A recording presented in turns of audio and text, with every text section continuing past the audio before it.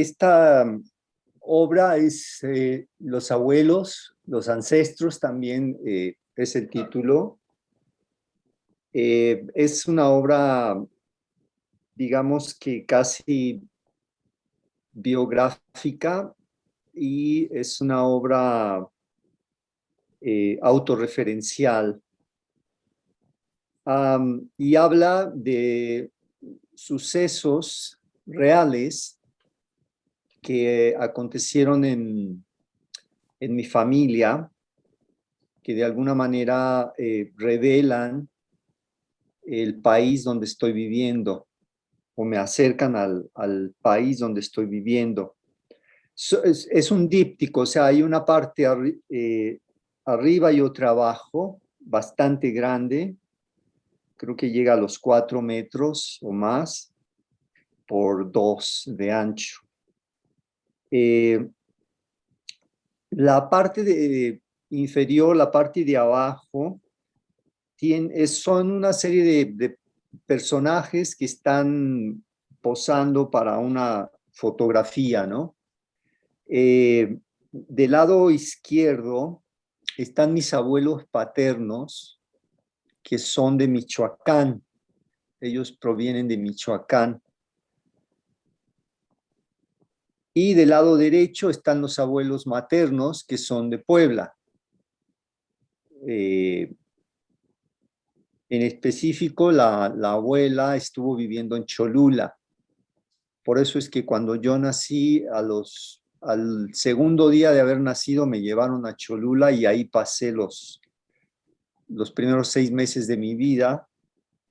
Por eso me considero cholulteca, pero nunca me han dado ese reconocimiento, ni la green card, ni nada. Pero bueno, la parte dura es que ambos abuelos, tanto el abuelo paterno como la abuela materna, fueron asesinados en la flor de su vida. Bueno, ya era una flor un poco marchita, pero el abuelo paterno era un arriero en la zona de Colima, Jalisco y Michoacán. Y el cura del pueblo, en aquel entonces metido de cristero, que había conocido a mi abuelo desde niño,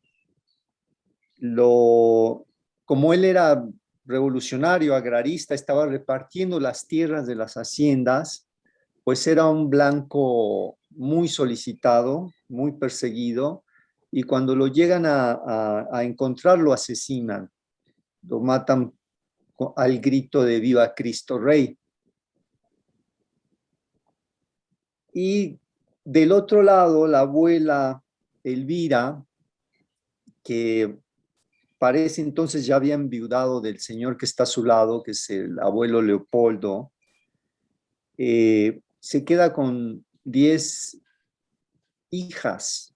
Mi madre es la 11ª y el último es el tío Leopoldo.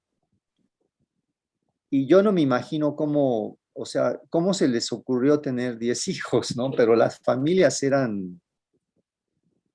esa era una familia normal, ¿no?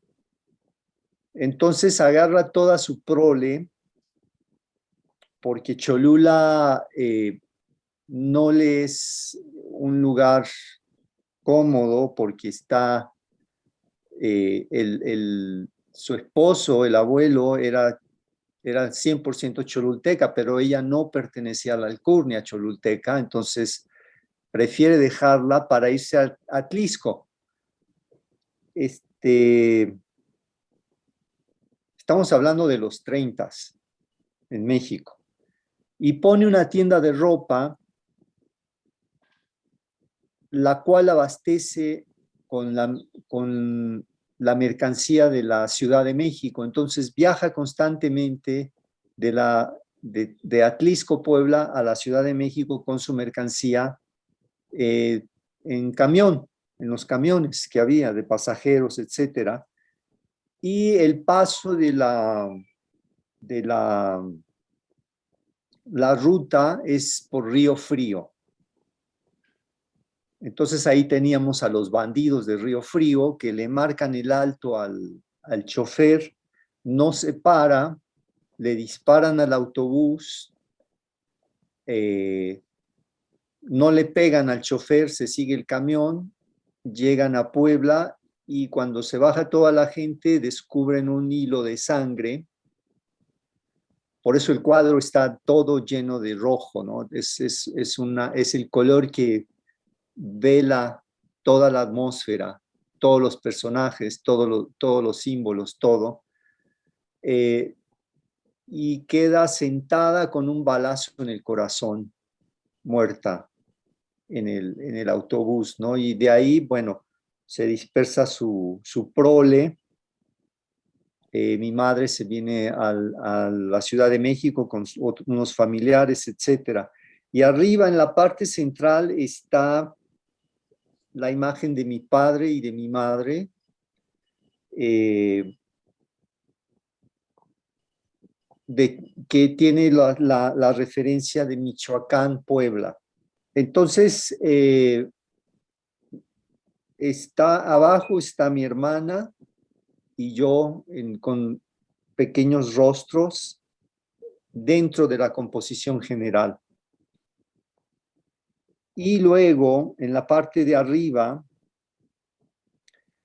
está el Señor Cristo, que es si no el culpable, pues en nombre de él se llevaron a cabo eh, parte de estos acontecimientos, ¿no?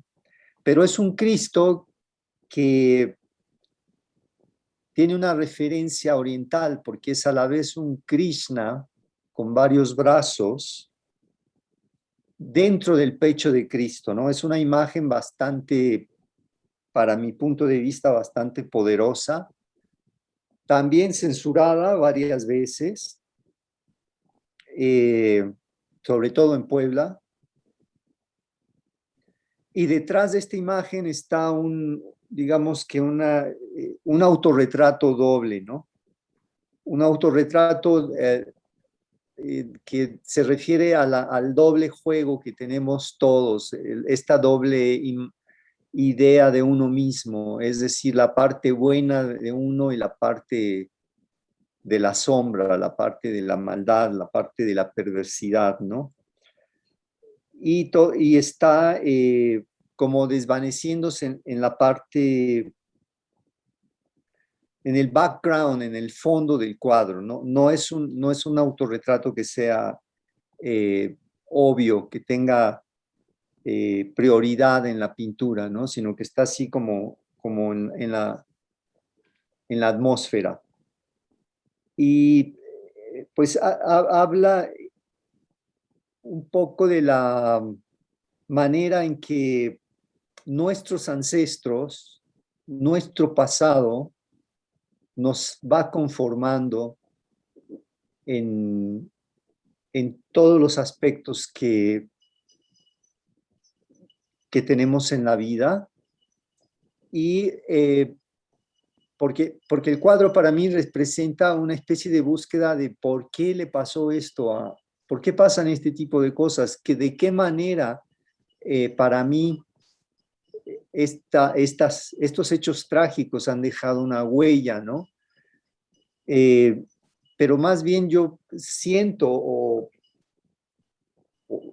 la idea que me queda después de esto, que esto es algo que me ha fortalecido, ¿no?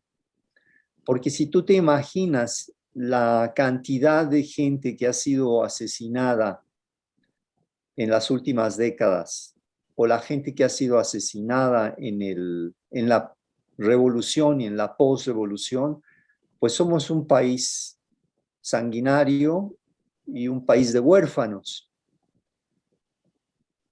Eso no nos debilita, al contrario, yo creo que para nosotros, México, aguantar a toda esta, ¿cómo se dice?, pandilla de bandidos que hemos tenido en el gobierno por décadas y por años, eh, pues es porque tenemos una piel dura, ¿no? Un callo duro sobre todo anímicamente, porque si bien México no ha padecido una guerra mundial, no hemos estado en estas guerras apocalípticas, ni la primera ni la segunda, eh, y en ese sentido como que los europeos un poco tienen esta idea de que ellos saben más de la vida porque han sufrido y han pasado barbaridades tremendas también, ¿no? Y no se diga si en ese sentido hablar de los palestinos, lo que están pasando ahorita. Eh, pero pues acá nosotros, o al menos yo, eh, tengo una impronta.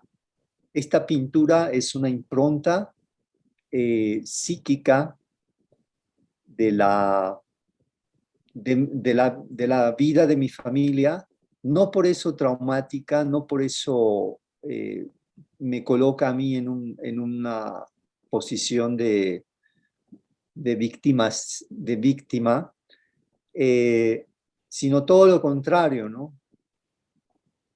Me acerca a una percepción de la muerte eh, tal como la tenemos en México, ¿no? Porque la muerte en México, el Día de Muertos, pues todos sabemos que es una celebración, es un ritual, es uno de los pocos lugares, si no es el único, que pues cuando viene el Día de Muertos te vas al panteón a hacer la fiesta con ellos y les llevas cigarros, mezcal y todo lo mejor que podía celebrar y tener tus muertos.